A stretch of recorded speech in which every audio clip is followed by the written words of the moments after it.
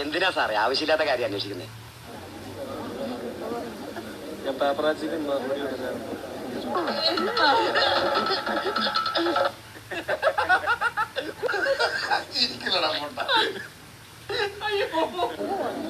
ടാഗുള്ള മീഡിയക്ക് ഞാൻ മറുപടി കൊടുക്കാം.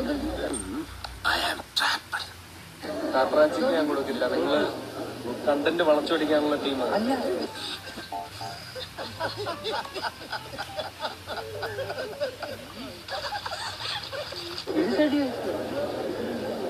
നിങ്ങളല്ല, നിങ്ങൾ നിങ്ങളുടെ കമന്റ് വിൽക്കുമല്ലോ മീഡിയക്കാർക്ക്.